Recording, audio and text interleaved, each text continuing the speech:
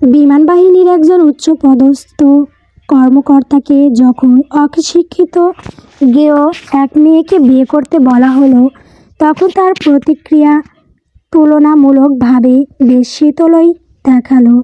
শান্ত দৃষ্টি নিবদ্ধ করে খুবই সাবলীল গলায় বলল, এই তুচ্ছ কারণে তুমি আমাকে জরুরি তলবে ডেকে আনিয়েছো আব্বু। ঠিক সম্মুখ বরাবর উপস্থিত আরেকটি সোফায় বসে আছেন শাহরিয়ার। স্থিতিশীল স্বভাবের বাহিরে গিয়ে আজ তিনি বেশ উদ্বিগ্ন অনুভব করছেন মনে মনে। কারণ যে বিষয়ে তিনি এখন কথা তুলেছেন সেটা সচরাচর ক্ষেত্রে খুব সাধারণ শোনালেও তার ছেলের ক্ষেত্রে মোটেও তা নয়। তাই বারে বারে তিনি অস্বস্তিতে পড়ছেন। তবে তার অভিজ্ঞ দূরদৃষ্টিতে এর বিন্দুমাত্র প্রতিফলন ঘটল না। গম্ভীর স্বরে বললেন, বিয়ের মতো একটি অতি গুরুত্বপূর্ণ বিষয় কখনো তুচ্ছ হতে পারে না শাহমাদ।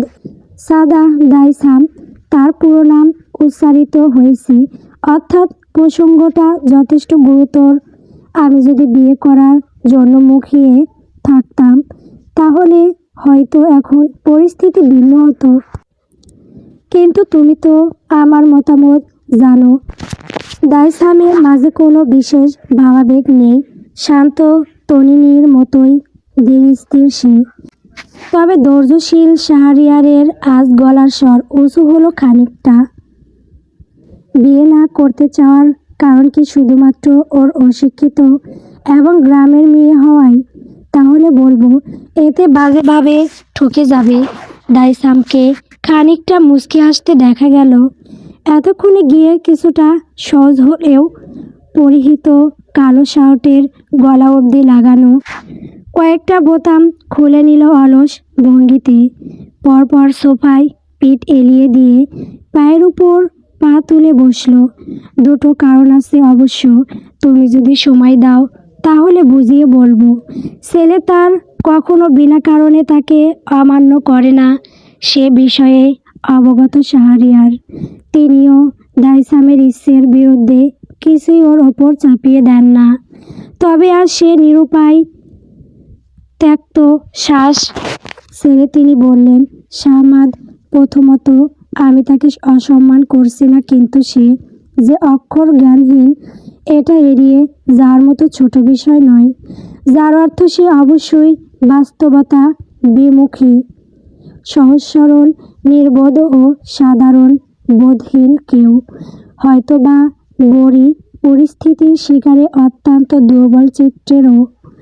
তাই মনে হয় না তার মতন কেউ আমার এই জটিল জীবনের সাথে মানিয়ে নিতে সক্ষম। শাহরিয়ার শুনলেন ছেলের কথা। দাইসাম যে ভুল কিছু বলেনি সেটা তিনি মানতে বাধ্য। সময় এবং পরিস্থিতি আমাদের হাতে না থাকলে অনেক বড় ক্ষতি হয়ে যায়। মেয়েটার সাথেও তাই হয়েছে। আশা মানলাম, তা বলে আমি কেন? তোমার তো চেনা জানার অভাব নেই, সুপাত্র হাতের মুঠোয় থাকার কথা। দাইসাম কৌতূহলী কণ্ঠে বলতে শাহরিয়ার দৃষ্টি সরালেন। নিরেট মুখবয়বের ব্যক্তি কিঞ্চিত বদলেছে অল্প সময়ে। তবু নিজেকে সামলিয়ে তিনি বললেন, আমার ভাগ্নিও হয় ও। দাইসাম অবাক হলো এবারে। তড়িৎ সোজা হয়ে বসে বলল, ফুপির মেয়ে, যার ভরণপোষণের দায়িত্ব তুমি তার জন্ম থেকেই পালন করছো? হ্যাঁ। তাহলে তার এই দুর্দশা হলো কিভাবে? আমি ভুলে গিয়েছিলাম যে দায়িত্ব পালন এবং মমত্ববোধ এই দুটোর মাঝে থাকা পার্থক্যটা অনেক আগে থেকে খেয়াল রাখলে হয়তো এমন কিছু কখনোই ঘটতো না। শাহরিয়ারের মাঝে অনুতপ্ততা স্পষ্ট। দাইসাম সন্তর্পণে নিজের দুঃখবোধ লুকালো। নরম হওয়া যাবে না মোটেও। তার উপকার করতে চাইছো তো তাহলে সমস্যা কোথায়? আমাকে বিয়েই কেন করতে হবে? তুমি নির্বোধ নও। আমাদের সংসারে কোনো নারী নেই যে ওকে এমনি এমনি নিয়ে আসবো। আর তুমিও ভাগ্নি স্নেহে ভুলে যাচ্ছ উপকার করার আরও অনেক রাস্তা রয়েছে। যৌক্তিক কথা বলো আব্বু। শাহমাদ, তুমি ইচ্ছের বিরুদ্ধে যাবে। শাহরিয়ারের শ্যামল মুখ কেমন শক্ত হয়ে এসেছে এই পর্যায়ে। টিঙ্কু চোয়াল নিরেট দেখাচ্ছে। বাধ্য ছেলে হিসেবে দাইসাম সহসা মাথা নিচু করল, তবে নিজ স্থান অটল রইল। ও আমি বেয়াদবি করতে চাই না, কিন্তু দ্বিতীয় কারণটা তুমি জানো আব্বু, বিয়ের মতো ভারী সম্পর্কটি আমার জন্য নয়। শাহরিয়ার মুহূর্তের জন্য থমকালেন, তবে ছেলের মতো তিনিও আপন অনুভূতিদের লাগাম টানতে পটু। তিনি নিজ ইচ্ছেতে অটল থেকে বললেন, সেসব অজুহাত এখন আর চলবে না শাহমাদ। সব কিছু ভুলে জীবনে এগিয়ে যেতে হবে। আমি আজ আছি, কাল নেই, তখন তোমার কে থাকবে? এই জীবনে একা থাকাটাই স্বস্তির হবে আব্বু। অন্তত প্রতিক্ষণ সংশয়ে কাটাতে হবে না। দাইসামের কণ্ঠস্বরে অনুভূতির বড্ড অভাব। কেমন নির্বিচ্ছিন্ন আবেগহীন কথাগুলো সে বলে চলেছে।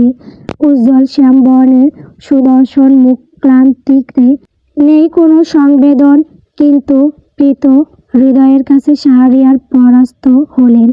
নম্র স্বরে বললেন, এমনটা বলতে হয় না বাবা, আমরা ভালো চাইলে ভালোটাই হবে।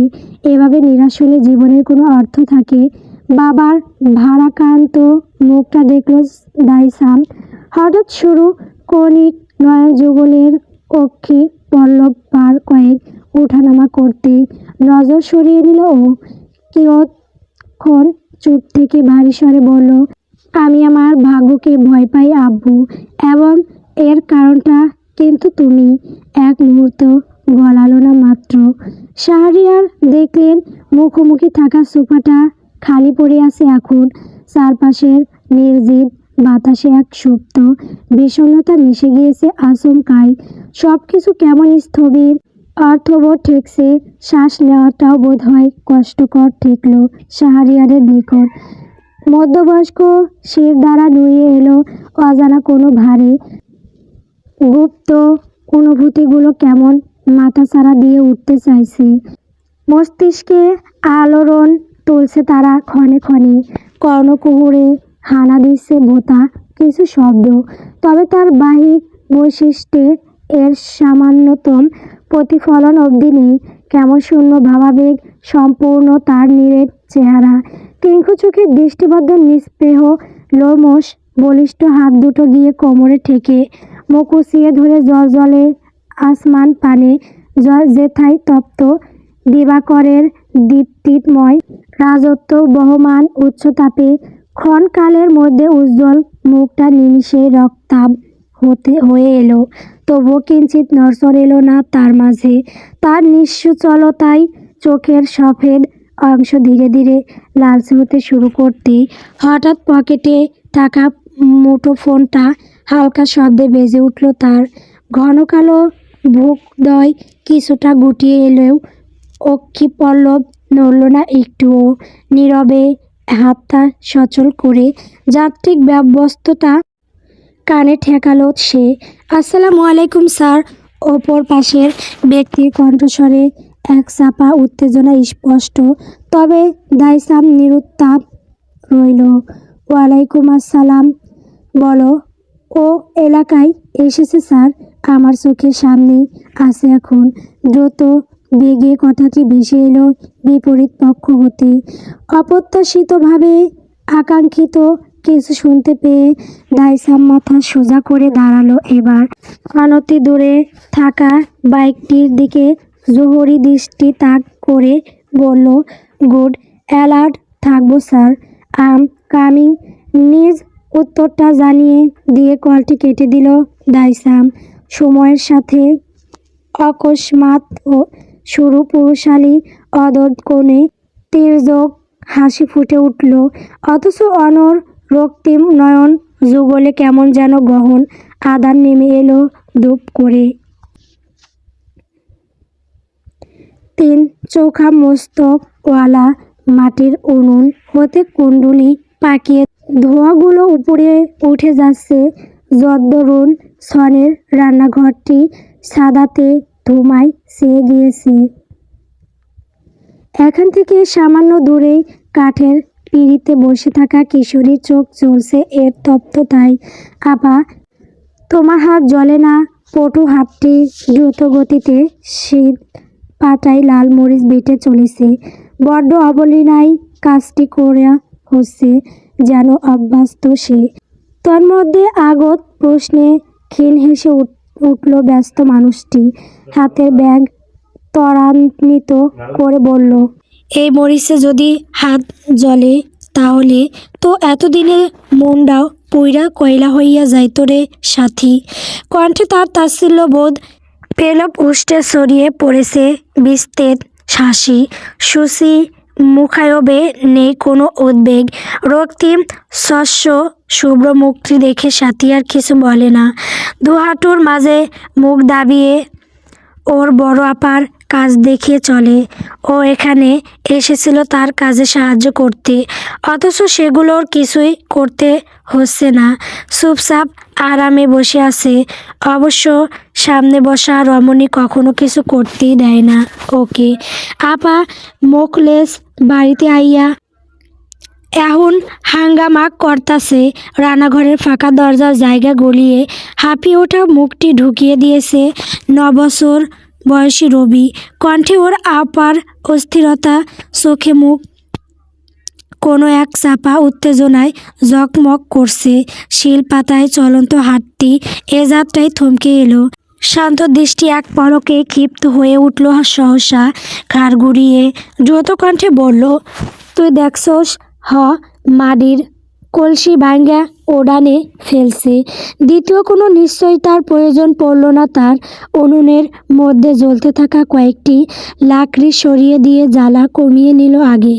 এরপর পাটায় থাকা খানিকটা মরিচ বাটা হাতের মাঝে তুলে নিয়ে তড়িৎ উঠে পড়ল নিজ অবস্থান থেকে। রান্নাঘরের বাইরেই মাঝারি আকারের একটি বাঁশ ঠেকিয়ে রাখা ছিল। তৎপর দুহাত সেটার অগ্রভাগে ভালোভাবে লেপটে নিল সে। পরপর শক্ত মুখায়বে গায়ে জড়ানো ওড়নার বাঁশ খুলে মুখসহ মাথায় পেঁচিয়ে শক্ত হাতে বাঁশটা তুলে বাড়ি কদমে উঠানের দিকে এগোলো। সোনাকার টানা চোখের দৃষ্টি তখন এক বিরল কাঠিন্যতা খাইছে রে।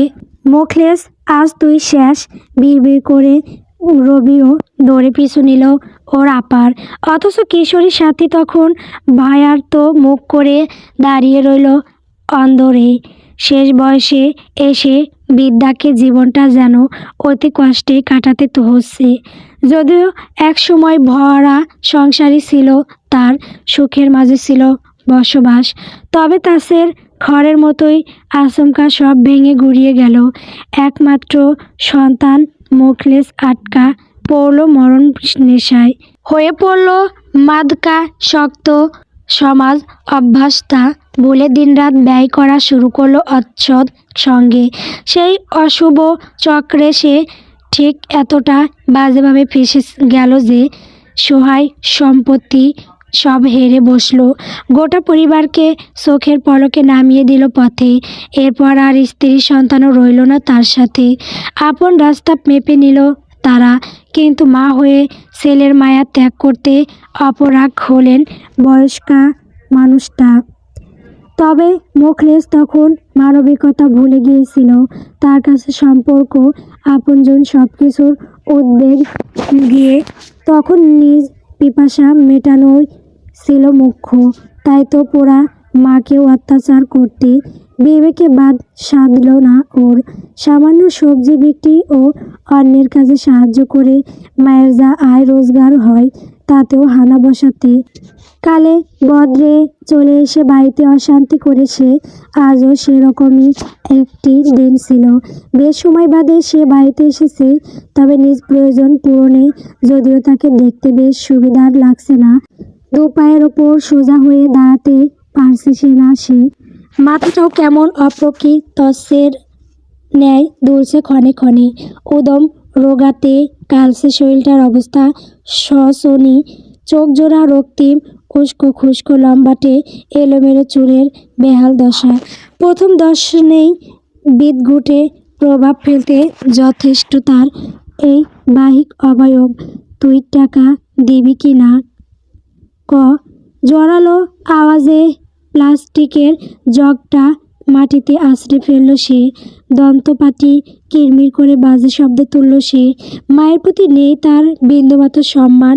বিদ্যার রুগ্ন দেহটা গুটিয়ে এসেছে। ভয়ে রীতিমতো কাঁপছে তিনি। সব সময় কাছে যা থাকে তার সবটাই ছেলে আসলে ওকে দিয়ে দেন। খুব বেশি ঝামেলায় জড়ায় না, কারণ ছেলের ভয়ঙ্কর রূপের সাথে বেশ কয়েকবার সাক্ষাৎ ইতিমধ্যে হয়ে গিয়েছে তার। কিন্তু আজ তিনি অপারগ। মাঝখানে বেশ কয়েকদিন অসুস্থ থাকায় কাজ করতে পারেননি, তাই তো আজ হাত খালি। মোখলেস ফের চেঁচিয়ে উঠতেই এ যাত্রায় ফুঁপিয়ে উঠলেন তিনি। ওই নাটক করবি না কইয়া দিলাম। শক্ত হাতটা বোয়াল রূপে অগ্রসর হতেই শঙ্কায় বিদ্যার শ্বাস আটকে এলো। দৃষ্টিজোড়া প্রসারিত হতেই হঠাৎ করে এক জোয়ালো শব্দ হলো পুরো কামরা জুড়ে। পরপর পুরুষালী আর্ত চিৎকার ভেসে গেল বাতাস ভরে। পোলা নামে কলঙ্ক তুই, শরম করে না মার লাগে এমন করতে? ব্যাটা বজ্জাত।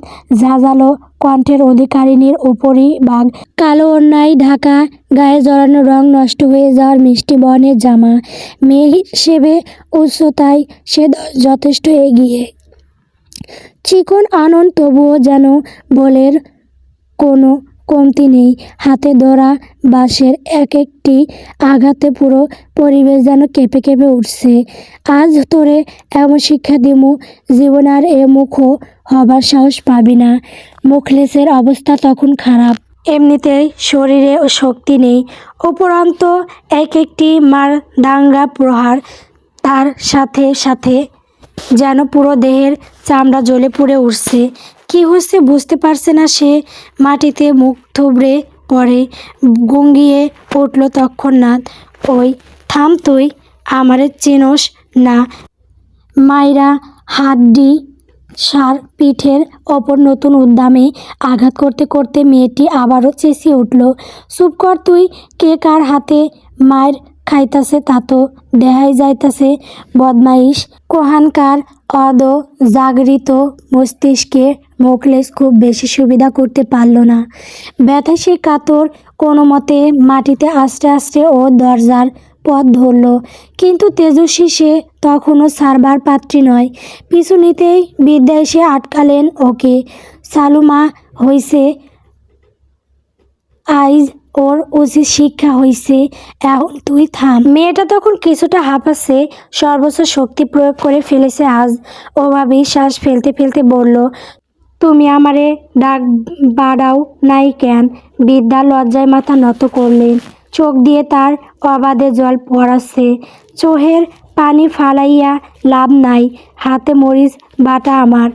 অভিমানী স্বরে কষ্টের মাঝেও তিনি না হেসে পারলেন না। কম্পিত হাত দুটো মেয়েটার মাথায় তুলে দিয়ে বললেন, তুই আসোস মোর একখান পাম পরে দিও উনুনে, আমি যাই, পরে কথা হইব। দরজার বাহিরে ভিড় জমেছে।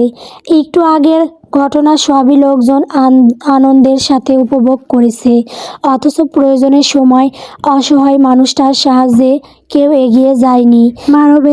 মানবিকতার চরম অবক্ষয়ে নরম নচন্দয় অদ্ভুত আক্রোশে জ্বলে উঠল আবারও। কিন্তু হাতে একটু সময় নেই, নতুবা আজ এদেরও কিছু পাঠ পড়িয়ে যেত। তবে চলন্ত পথে ছোঁয়া ওর তপ্ত দৃষ্টি দেখে কয়েকজন মেয়ে অবশ্য গিয়েছিল। বাড়িতে প্রবেশ করা মাত্রই পেছন থেকে কর্কশ আওয়াজের ধমক ভেসে এলো। শত চেয়েও যে রক্ষা হলো না। চোখ জোড়া শক্ত হয়ে বুঝে নিজেকে ধাতস্থ করল ও, তবে মোটেও পিছু ফিরল না। মাজেদা কঠোর মুখ করে দাঁড়িয়ে আছেন। এই সেমরি, তোরে না এত পটর পটর করতে মানা করছি?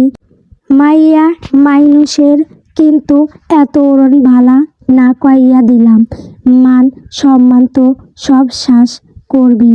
কামেই গিয়েছিলাম, আইসা আমার কামনা রঙ্গ করিস। বুঝি না মনে হয় ডঙের কোনো কমতি নাই।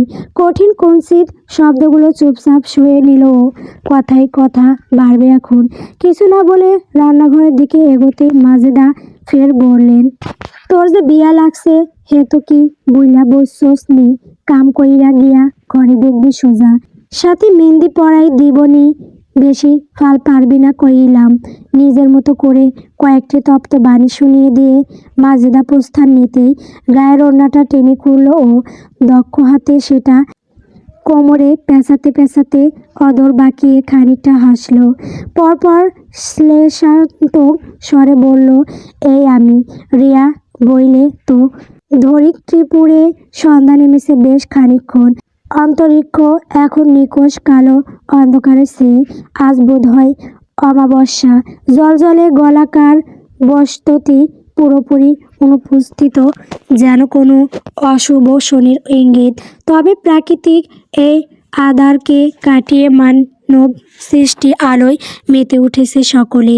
বড় রাস্তা পেরিয়ে কিছুটা পথ এগোতেই বৃহৎ আকারের একটি কাঁঠাল গাছ পড়ে এখন ওটারই দ্বার ঘেঁষে আড্ডার আসর জমেছে। দুটি মাঝারি আকৃতির কাঠের টেবিল একত্র করে তার উপর বসানো হয়েছে বড় একটি ক্যারম বোর্ড এবং সেটাকে কেন্দ্র করেই আশেপাশের মানুষজন ঘেরাও হয়েছে। বাতাস পরিবেশ গম গম করছে তাদের হইহুল্লোড়ে। দ্রুত গতিতে চলা হাতের সাথে পাল্লা দিয়ে ঘিয়ে রঙা তঙ্গাটি মসৃণ কড়াই, পিটানো সাদা আটার গুঁড়ো উড়ছে চারপাশে। ক্যারম বোর্ডে গুটি চালানোর খসখসে শব্দ কানে বাজছে এবং আপাতত এক একজনের আধিপত্যই চলছে পুরো বোর্ড জুড়ে। অভিজ্ঞের দানে একের পর এক গুটি নিরন্তরভাবে গোলাকার ছিদ্র পথে নিক্ষেপিত হচ্ছে। বাইজা খেলতেছে না সেরা সেরা। সকলের মধ্যমণি লোকটি আর চোখে তাকালো একবার, পরপর নির্বিকারভাবে বা হাতে জ্বলন্ত শলাকায় একটি লম্বা টান বসালো। পরপর আকাশ পানে মুখটা গোল করে বিষাক্ত ধূম ত্যাগ করতে করতে সদর্পে হাসল। তামাটে বর্ণনর শীর্ণ চেহারায় বড্ড বিকৃত দেখালো তা। জীর্ণ হাত বাড়িয়ে পাশের মোড়ায় রাখা কালো বর্ণের কৃত্রিম পানিয়ে চুমুক বসালো বড্ড আমোদে। এরপর কিছু না বলে ফের খেলায় মনোযোগ বসালো। বহুদিন পর শখের জিনিসের কাছে ফেরত আসতে পেরে অতি প্রসন্ন সে। এরই মাঝে একজনকে হন্তদন্ত হয়ে ভিড় ঠেলে মাঝখানে ঢুকতে দেখে গেল। বড্ড উদ্বেগ নিয়ে সে খেলায় মগ্ন লোকটির ধার ঘেঁষে দাঁড়িয়ে ফিসফিস করে বলল, চানু ভাই, সর্বনাশ হইয়া গেছে। মনোযোগে বিঘ্ন ঘটায় চানু অসন্তোষ নিয়ে তাকালো, নাক মুখ কুঁচকে গালি উচ্চারণ করে বলল, দূর, শান্তিতে আছি দেখে কি তোর ভাল লাগতেছে না? রাগ করণের সময় নাই ভাই। কণ্ঠটা আর একটু খাদে নেমে এলো। পালাইতে হইব এখনই। চানু সেদিকে বিশেষ কর্ণপাত না করায় বিদ সন্তুষ্ট ছেলেটি আবারও বলল, শাহরিয়ারের পোলা আইতাছে ভাই। চানু এবারে কিছুটা থমকে গেল যেন, তবুও নিরুদ্বেগ ভাবটা বজায় রেখে বলল, কি কইতাছোস? আমি খবর নিয়া রাখছি না। ওই পোলাই এখন গাঁটিতেই আছে। না ভাই, একটু আগেই বড় বাজারের রাস্তায় ওরে হুন্ডা নিয়া আইতে দেখছে আর সজীবে। চানু এবার আর স্থির হয়ে থাকতে পারল না। শাহরিয়ার পুত্র বর্তমানে কোথায় আছে এবং কি করছে সব খবরাখবর নিয়েই তো সে এলাকায় আসার সিদ্ধান্ত নিয়েছে। এখন রাতারাতি সে বিমান ঘাঁটি ছেড়ে এখানে চলে আসবে নাকি? অত্যন্ত বেজার মুখ নিয়ে চানু পাল্টা কিছু বলবে তার আগেই লোক সমাগম ছাপিয়ে তীব্র ইঞ্জিনের শব্দ মিলল। আওয়াজটা ঠিক এতটাই জোরালো ছিল যে সকলে মুহূর্তের মধ্যে ছিটকে সরে গেল। সেই জটলা হতে রাস্তার ধুলো তখনও দৃশ্যমান রূপে হাওয়ায় ভাসমান। এর মাঝে একটি কালোরঙা বিশালকার বাইক স্থির হয়ে আছে। ঠিক তার উপরেই এর আরোহণকারী, মাথায় হেলমেট চাপিয়ে সগর্বে প্রতীয়মান বলিষ্ঠ দেহের অধিকারী সেই দীর্ঘকায় পুরুষ অবয়বটিকে এখানে উপস্থিত হাতে গোনা কয়েকজনের বিশেষভাবে চিনতে তেমন কোনো অসুবিধা হলো না। তাই তো চানুর সেই সহকারী ছেলেটা আশেপাশে না তাকিয়ে বয়াত বনে উল্টো পথে তৎক্ষণাৎ দৌড় লাগালো। আচমকা এরূপ কাণ্ডে বাকি সবাই খানিকটা ভীত হলো। এবারও সানুর সহচরী বলতে গেলে তাই অল্প সময়ের ব্যবধানেই জায়গাটা খালি হয়ে গেল। এরপর মুখোমুখি রইল শুধুমাত্র তারা দুইজন। সানুর মুখে তখনও ঘোর অবিশ্বাস, যেন এখনও বিষয়টা মস্তিষ্ক ধরতে সক্ষম হয়নি। তার দ্বারা এরকম ভুল কিভাবে হলো? এরই মাঝে লোকটাকে বাইক থেকে নামতে দেখা যায়। স্থির হয়ে দাঁড়িয়ে সে যখন মাথা থেকে হেলমেটটা নামালো, তখন সেই নিপাট মুখশ্রীর আড়ালে থাকা সুপ্ত হিংস্র রূপটা কল্পনা করতে পেরে নিজ স্থানে আর অটল থাকতে পারল না সানু। এতক্ষণে সব সাহস এবং দাপট হাওয়ায় মিলিয়ে গেল। পরনের লুঙ্গিটা কোনো রকমে শক্ত করে কোমরে আগড়ে ধরে সর্বোচ্চ গতিতে ছুট লাগালো বিপরীত দিকে। দাইসাম নিষ্প্রভ দৃষ্টি মেলে সবটা দেখছিল। হঠাৎ করেই সান্নুকে ছুটতে দেখে ও সন্তুষ্ট চিত্রে মাথা দোলালো, যেন এমনটাই চেয়েছিল ও। ভয় শব্দটা ছোট কিন্তু বেশ অর্থবহ। তবে ওর মাঝে কোনো তাড়াহুড়ো দেখা দিল না। খুবই সাবলীলভাবে বাইকের সাথে হেলমেটটা ঝুলালো প্রথমে, এরপর হাত উঁচিয়ে ছোট করে সাদা কালো কেশগুচ্ছ কিছুটা গুছিয়ে নিল। আস্তে ধীরে বাঁ হাতে পরা ছাই রঙের মেটালিক ঘড়িটা খুলে পুরে নিল প্যান্টের পকেটে। শেষমেশ পেশিবহুল হাতের আস্তিন ঘটিয়ে এবার সে চাইল নিজ গন্তব্যে বরাবর। গাঢ় বাদামি মণি জগুলে ধপ করে জ্বলে ওঠা দীপ্ত তখন রাতের আধারে অগ্নিশিখার ন্যায় জ্বলজ্বল করছিল, যেন নিরেট চোয়ালে বিরাজমান এক দুর্ভেদ্য হাসি। সিংহ এবং তার শিকারের মাঝখানে থাকা দূরত্বটুকু ঘুচানোতেই তো আসল আনন্দ। প্রচণ্ড ক্ষিপ্র তার গতি, দাবমান কদমের সাথে তাল মিলিয়ে বালুগুলোও উড়ছে বুঝি। দুহাত ক্রমাগত ওঠানামা করছে সোঁটার তালে। রাতের নিস্তবতা চিরে আকস্মিক কোনো এক প্রলয় নেমে এসেছে, যেন সিপা গলি দিয়ে ঢুকেছে চানু। ও জানে দাইসামের মতো বলবান ব্যক্তির সাথে কসমিন কালেও পারবে না সে, তবুও বাঁচার চেষ্টা যে তাকে করতেই হবে। ও জানে একবার ধরা পড়ে গেলে প্রাণে বেঁচে ফিরতে পারবে না। শাহরিয়ার পুত্র ওকে ছাড়বে না। এই তো আর কয়েক কদম সামনেই পুকুর দেখা দিচ্ছে। এখানে কোনো মতে নেমে যেতে পারলে হয়তো কিছু একটা সম্ভব। নিজের সবটুকু শক্তি নিংড়ে শেষবারের মতো একটা লাফ দিল সানু। এক মুহূর্ত পরপর পিছন থেকে ঘাড়ের ওপর তীব্র বলের শক্তি একটি থাবা পড়ল। নিমেষেই তার পুরো গলা পেঁচিয়ে গিয়েছে একটি বলশালী পোক্ত হাতের মাঝে। মাটি থেকে কয়েক ইঞ্চি ওপরে ওর পা জোড়া উঠে গিয়েছে। শ্বাস আটকে এলো সানুর।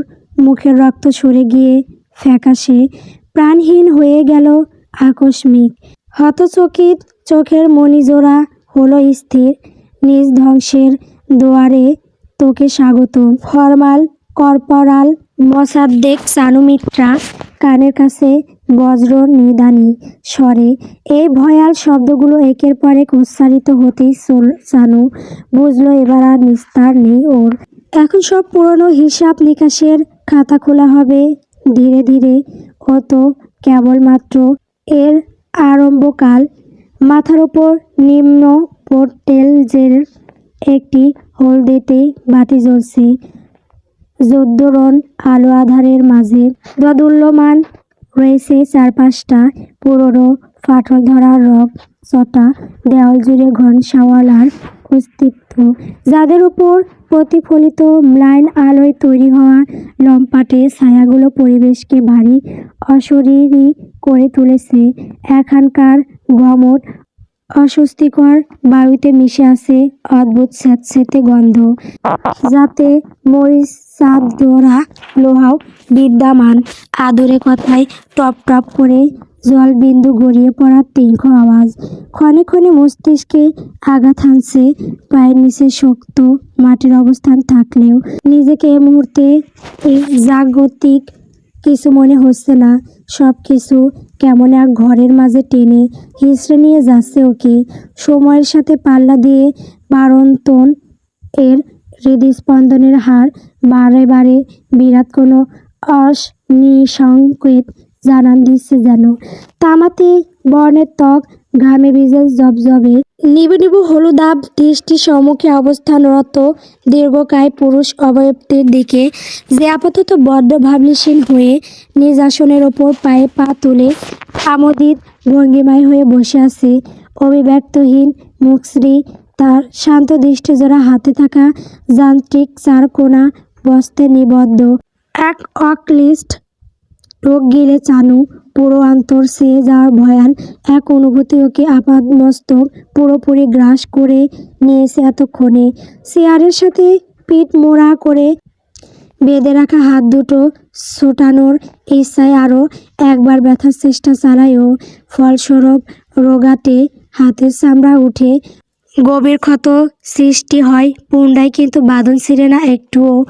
অসফল হয়ে ক্লান্তি পিপাসায় কাতরও মাথায় নুইয়ে নেয়। তখন চোখের পলকেই সবটা ঘটে গিয়েছিল।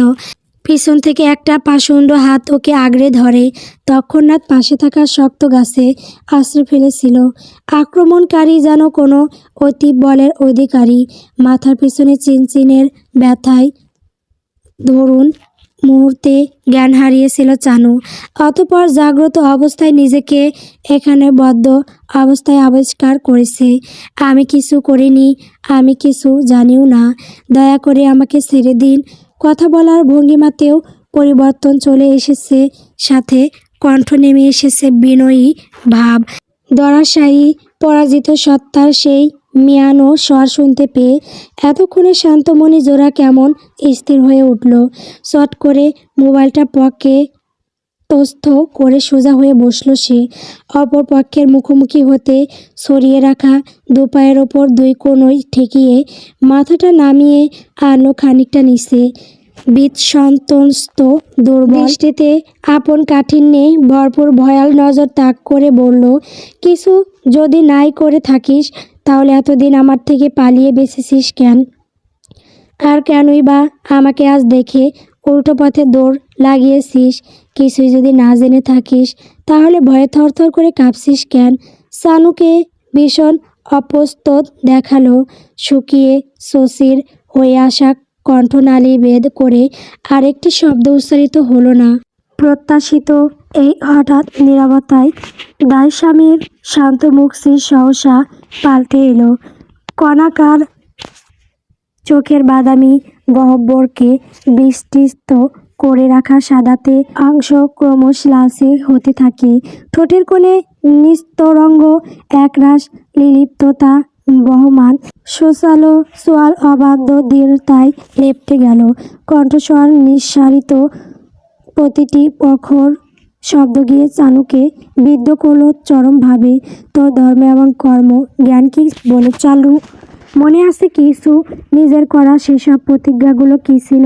হঠাৎ ঠান্ডা কনকনে শীতল বায়ু প্রবাহিত হলে শরীরে কেমন অকস্মাৎ কাঁপন ধরে, ঠিক সেভাবেই নড়ে উঠল চানু।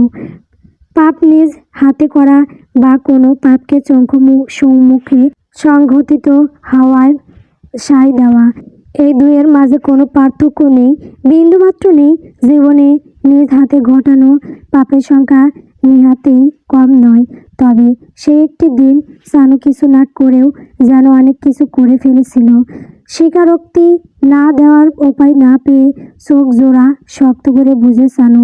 এরপর মনে শেষ দমনটুকু জোগাড় করে বলে, আমি বাধ্য ছিলাম। অসহনীয় তপ্ত দৃষ্টি মেলে সাইদাম বলে, আনুগত্য এবং বাধ্যতা দুটো গুলিয়ে ফেলেছিলি তুই। নিঃস্বার্থে অন্ধত বরণ করেছিলি।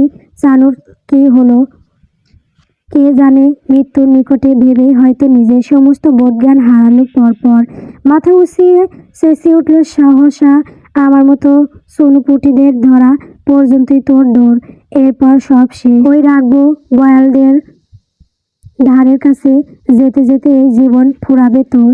বাজেভাবে হেরে যাবি, তাও পারবি না। যারা অন্যায় করেছে তাদের না ধরতে পারার আফসোসে আমার মতো কয়েকটাকে আটকে মনের জাজ মেটাতে হচ্ছে, তাই না? তাই তো এত ক্ষোভ তোর মধ্যে।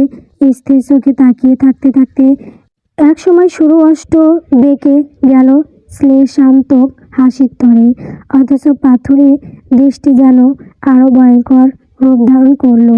কিন্তু সানু থামল না। তারপরও পুরো 3 বাহিনী মিলে ওদের ধরতে পারেনি তখনকার দিনে। আর সেখানে তুই নিজেকে কি মনে করেছিস? একা একা, কারো সাহায্য না নিয়ে লোকসংখ্যার আড়ালে তুই পেরে যাবি? আরে হাসাস না তো, এখনো সময় আছে। সাবধান করে দিচ্ছি, ওরা একবার খবর পেলে তোকেও ছাড়বে না।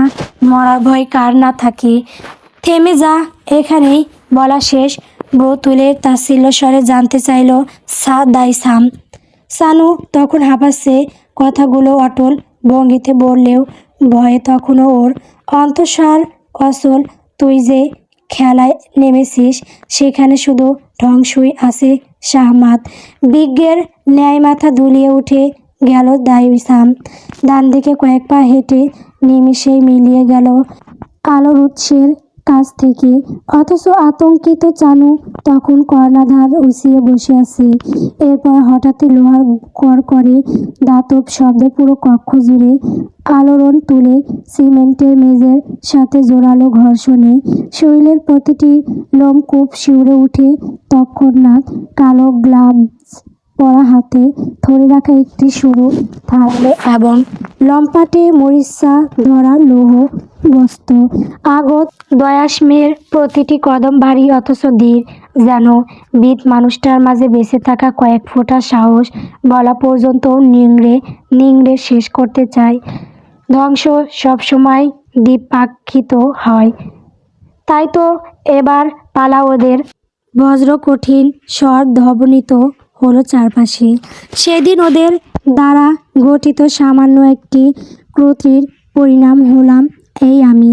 দাইসাম থামে, বাড়ি লোহার দণ্ডটা অতি সহজে তুলে ধরে উপরে দুহাতের মাঝে। এরপর সানু ফ্যাকাশে মুখের দিকে তাকালো, ঠিক যতটা রড়তা নিয়ে শিকারী অপন শিকারের দিকে নজর রাখে। পরপর চরম নির্দয় মনেও বলল, আর সবাইকেই এই জীবনের কোনো না কোনো এক মোড়ে তাদের করা ভুলের মাসুল গুনতেই হয় চানু। সেভাবেই আজ তুই ভুগবি, আর কাল ওরা। পরপর নির্মম নিষ্ঠুর শব্দে নড়ে উঠল পুরো স্থানটি। বায়ুর প্রতিটি কোণায় কম্পন ধরে ছড়িয়ে পড়ল পুরুষালী ভারী স্বরের আর্তনাদ, কণ্ঠনালী চিরে যাওয়ার মতন জোর এক একটি চিৎকারে। দাইসামের পাশবিক গোলের কাছে লোহার চেয়ারটি বড্ড দুর্বল বেরোলো। মুহূর্তে চানু সমেত সেটি কাত হয়ে পড়ে গেল নিচে। তবে থামল না দাইসাম। ওর শরীরের প্রতিটি অঙ্গ তখন প্রবল সংগ্রামে লিপ্ত হয়েছে। নিজের মাঝে চাপা দেওয়া পৈশাচিক সে রূপটি আজ বহুকাল পর বেরোনোর সুযোগ পেয়েছে। কত বিক্ষত মনে জমা হওয়ার সকল পীড়াগুলো যেন দাবানল হয়ে উপসে পড়ছে। এত সহজে সে থামবে না। চানুর ব্যথাতুর স্বর, দাইসামের কণ্ঠনালী নিঃসৃত ক্ষোভ ধরা গঙ্গানির আওয়াজ, পায়ের হাড় ভেঙে জাজরা হওয়ার মোড়মুড়ে শব্দ, সব মিলিয়ে সম্পূর্ণ বাতায়ন কেমন অশুভ নরকানন্দিত হয়ে উঠল। মনুষ্যত্বের হাত আজ অমানবিকতায় রূপান্তরিত হলো। সমস্ত জাজ মেটানোর এক পর্যায়ে গিয়ে থামল দাইসাম। তীব্র গতিতে সচল রক্তারক্ত হাত জোড়া ধীরে ধীরে সরে এলো। উজ্জ্বল মুখটি তখন লোহিত তরলের ছায়ায় লেপ্টে আছে। সিক্ত কপালে মিশে গিয়েছে অবিন্যস্ত কেশগুচ্ছ। ঘন ভ্রু চুইয়ে ঘামবিন্দু গড়িয়ে পড়ছে নিচে। বলশালী বক্ষ লম্বা প্রলম্বিত শ্বাসে ক্রমশ ওঠানামা করছে। ভারী নিঃশ্বাসের আওয়াজ গম গম করছে চারপাশে। কিন্তু ক্ষিপ্ত দৃষ্টিতে তখনও আগুন জড়া উত্তপ্ততা। যে পা জোড়া ঘর অন্যায় ঘটানোর সময় পাহারাদারের কর্তব্য পালন করেছিল, আজ তাদের অস্তিত্ব বিলীন হলো। আর ঠিক এভাবেই শীঘ্রই একে একে প্রত্যেককে তাদের কর্মফলের হিসাব দিতে, হয়তো স্রষ্টার কাছে, নয়তো আমার হাতে। বাড়ি দ্বন্দ্বটি দূরে ছুঁড়ে মারল দাইসাম। দেওয়ালের সাথে সশব্দে বাড়ি খেয়ে পড়ে গেল সেটি। এরপরও অবজ্ঞার দৃষ্টিতে দেখল সানুর বেহাল দশা। তীব্র ব্যথায় ঘামার্তক, মুখটা নীল হয়ে এসেছে, মুখটা হা হয়ে আছে। জোরে জোরে শ্বাস টানার কারণে রক্ত মিশ্রিত লালা গড়িয়ে পড়ছে সেটা হতে। বন্ধ চোখের পাতা হতে অবিরত বেদনার্ত অশ্রু গড়িয়ে পড়ছে। কোমরের নিচ থেকে বাকি সবটাই রক্তাক্ত, আঘাতপ্রাপ্ত, কাটাছেঁড়া, লালচে মাংস গলিয়ে ভাঙা ভাঙা সাদা হাড় পর্যন্ত দৃশ্যমান। কসমিন কালেও এই নাজেহাল অবস্থার উন্নতি সম্ভব নয়। চোখের পাতা বুজে নিল দাইসাম। কানে বাজছে কিছু শব্দ, যেগুলো ওর সাথে সাথে হয়তো এই লোকটাও শুনতে পেয়েছিল। আচ্ছা, শ্রবণেন্দ্রিয়ে আঘাত হানবে কি তাহলে? নষ্ট করে দিবে সেই ক্ষমতাটাও। তীব্র আক্রোশে দন্তপাটি চেপে দুহাত ফের মুষ্টিবদ্ধ হয়ে আসে। কিছু করবে তার আগেই অতি শুকনো ব্যথাটুর গলায় স্বর কানে বাজে। আমাকে এভাবে বাঁচিয়ে রাখলি কেন? নিজ সিদ্ধান্ত থেকে সরে আসলো দাইসাম। কাজ যে এখনো শেষ হয়নি, তাই নিজেকে সামলানো। পর মুহূর্তে চট করে পূর্ণ দৃষ্টি মিলে তাকালো ও প্রবল ঘৃণা জাহির করে বলল, যাতে তোর আরেক বাপ জানতে পারে যে ধ্বংসের খেলা আবারও শুরু হয়েছে। তোকে নতুন রূপে সাজিয়ে চকচকা উপহার স্বরূপ পাঠিয়ে তাকে নিমন্ত্রণ জানালাম আমি। তুই মরবি, কিন্তু একা নয়, তোদের সব কয়টাকে সাথে নিয়ে তবে না হয় মরব। ওজনদার বুট জুতোর ঠক ঠক শব্দ হয়। সানু ঝাপসা চোখে তাকিয়ে তাকে দ্রুত কদমে নজরের আড়াল হতে দেখে। এরপর স্থবিরতা। সানুর পুরো শরীর কেমন অবশ লাগছে। নিমাংসে কিছুই অনুভূত হচ্ছে না, শুধুমাত্র মস্তিষ্কে এক ধরনের যান্ত্রিক শব্দ চলছে। তাকিয়ে থাকতে কষ্ট হচ্ছে। পরপর একাকী চোখের পাতায় বন্ধ হতেই কখন যেন চেতনা লোপ পেল ওর।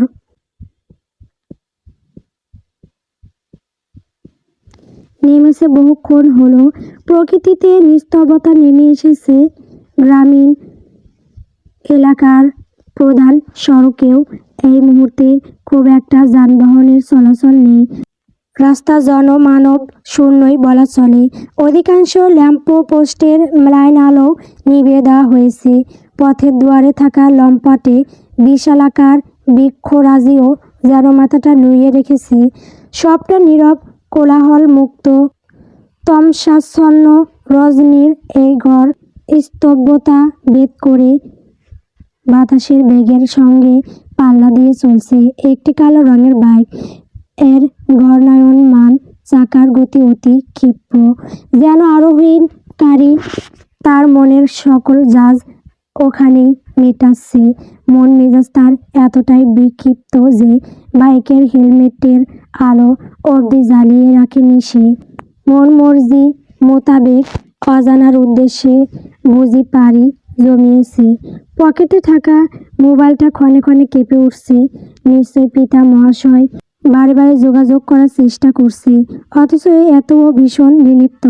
দাইসাম নিজেকে নিয়ন্ত্রণে আনার প্রয়াস চালায়। বাবাকে বিনা কারণে চিন্তিত করানো পুরোপুরি অনুচিত। যে বিষয়গুলো ওর পুরো একান্তে রাখার সিদ্ধান্ত নিয়েছে, এখন তাদের ব্রেশ ধরে অন্যের জন্য সমস্যার সৃষ্টি করার কোনো মহৎ নেই। তাছাড়া বাবা তো সুস্থ নন, যার চিন্তায় রাতে ঘুম আসে না ওর। আজ তাকে উল্টো কষ্ট দেওয়া হচ্ছে। নিজ নির্বুদ্ধিতায় ক্ষোভ জড়ো হলো দাইসামের। মুখবয়বের ভঙ্গিমা পাল্টে গিয়ে মস্তিষ্কে অন্যমনস্কতা চলে এলো। এবং তখনই অঘটনটা ঘটল। আচমকাই সম্মুখে দৃষ্টি পড়তে অপ্রস্তুত হলো ও হেলমেটের আড়ালে থাকা নয়ন যুগলে প্রতিফলিত হলো। আলো আঁধারির মাঝে ঝাপসা হয়ে আসা একটি অবয়ব, জীবনের কঠিন থেকে জটিলতম পরিস্থিতিতেও স্নায়ু শান্ত রাখতে সক্ষম। দাইসামের সেই মুহূর্তে মনে হলো যে দেরিটা বোধহয় হয়েই গিয়েছে। জেলায় শখ করেই শহরের দিকে একটি দোতলা বাড়ি গড়ে তুলেছিলেন শাহরিয়ার। ব্যস্ত কোলাহলময় জীবন থেকে একটু নীরবে নিভৃতে শ্বাস ফেলার জন্য চিরচেনা স্থানকেই বেছে নিয়েছেন। কর্মস্থল থেকে ছুটি পেলে ইদানিং এখানেই চলে আসেন। যদিও এবার বিগত কয়েক মাস ধরে টানা এখানেই অবস্থান করছেন তিনি। শাহরিয়ার এখন দ্বিতীয় তলার একদম বাঁ দিকে অবস্থিত স্থির কক্ষে রয়েছেন। এই ঘর সংলগ্ন ছাদ খোলা বারান্দাটি আয়তনে বেশ বড়। এক পাশে বেতের ছোট টেবিল ও দুটি চেয়ার এবং অন্য পাশে একটি বড়সড় রকিং চেয়ার রাখা। অলস একাকী সময়গুলো উনি এখানে দুলে দুলে কাটিয়ে দেন।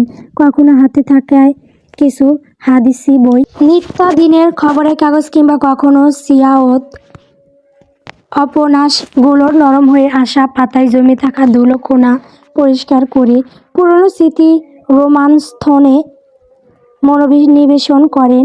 কত শত দৃশ্যপথ যে এই মস্তিষ্কে ঘুরপাক খায় তখন সুখ দুঃখের মিশ্রণ। তবে আজ শাহরিয়ারের মনটা শান্ত নেই, প্রীত হৃদয় বড্ড উদ্বিগ্ন হয়ে আছে। ছেলে তার যথেষ্ট বাধ্য, বাবার একান্ত অনুগত সে।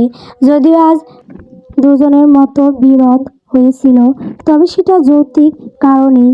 কিন্তু যতই মনের রেষারেষি থাকুক, ছেলে কখনো কল রিসিভ না করে থাকে না। এখন গভীর রাত ঘনিয়ে আসার জোগাড়, অথচ ওর কোনো খবর নেই। ছেলে ছাড়া দ্বিতীয় কেউ আপনজন নেই বিদায় ওই বিষে সবসময় সোচ্চার থাকেন তিনি। রকিং চেয়ারটার গতি তার উৎকণ্ঠিত মনের সাথে যেন নীরব প্রতিযোগিতায় মত্ত।